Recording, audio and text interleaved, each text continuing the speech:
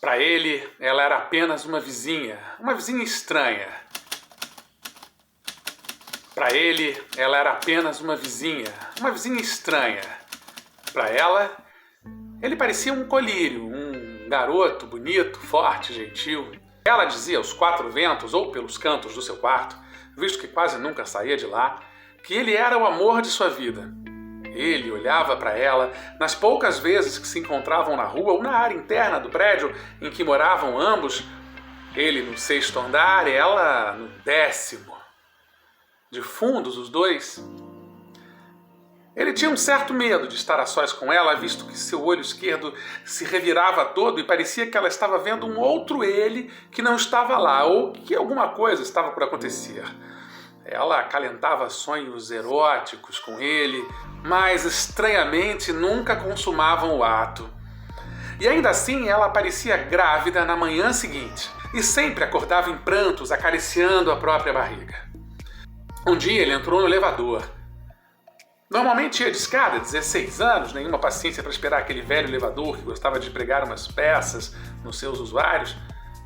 O prédio tinha muitos idosos e ele morria de medo de ficar preso no elevador com algum deles e ter que ver de perto a pessoa infartar ou coisa pior. Mas nesse dia, o elevador bem na sua frente abriu a porta, como se fosse um convite, uma bandeira branca hasteada. Apesar de hesitar, ele entrou. Entrou e tocou o botão da portaria, mas o elevador era tinhoso e tinha sua própria lógica operacional. Assim que fechou-se a porta, ele se arrependeu ao perceber que ao invés de descer, o elevador subiu e parou no 10º andar. Quando a porta do elevador abriu, por um instante não parecia ver ninguém, e ele pensou, aquelas crianças infernais do 8º andar que tocam em todos os andares, só podia ser isso.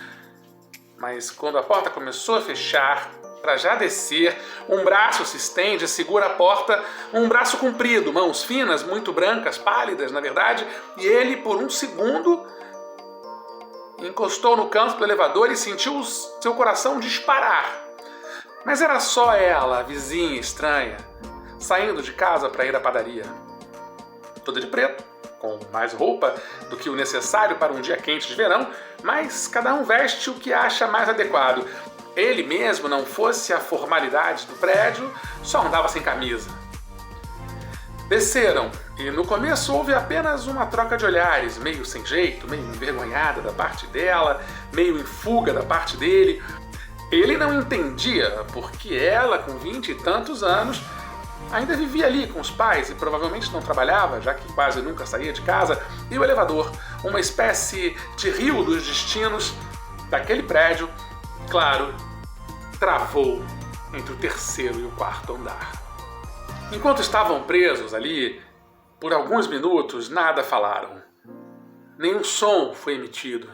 Logo em seguida, ele tentou conversar, mantê-la calma, até que num sobressalto, sem querer nem porquê, ela deu-lhe um beijo e ele não recusou, muito pelo contrário. E ali no elevador travado, entre o 3º e o 4º andar, como num hiato de tempo, por baixo das roupas, no escuro do elevador parado, urros e gemidos, era só o que se ouvia ecoando pelo fosso do elevador. Mas não tinha ninguém mais lá para ouvir. Depois de subir os 12 andares do edifício pelas escadas, o porteiro do prédio conseguiu destravar a alavanca de segurança e o elevador deu sinal de vida novamente. Ao chegar no térreo, cada um seguiu seu rumo. Ele foi andar na praia, ela foi à padaria e ficaram pensando se na volta se encontrariam novamente. Nunca mais se viram. Continuaram no mesmo prédio por muito tempo ainda, mas um dia, já formado, ele foi morar fora, em outro país. E um dia, ela desistiu daquela gravidez eterna de seus sonhos recorrentes. Passou-se o tempo e ele foi visitar os pais, que ainda moravam no mesmo apartamento. Já sem muita disposição para subir 6 andares de escada, ele pegou o elevador e deu de cara com a enigmática vizinha. Mais uma vez nada falaram, repetiram aquela troca de olhares do único e real encontro que tiveram. Dessa vez o elevador não parou entre o 3º e o 4º andar. E quando finalmente chegou ao sexto, ele torceu para que aquele momento continuasse por mais alguns instantes. Mas não. A porta abriu, suave, perfeita, que ficou depois da reforma. Ele saiu meio sem jeito, hesitante, aos tropeções, como se estivesse à espera de um convite, mas também não teve coragem de falar nada e saiu do elevador, como se mal a conhecesse.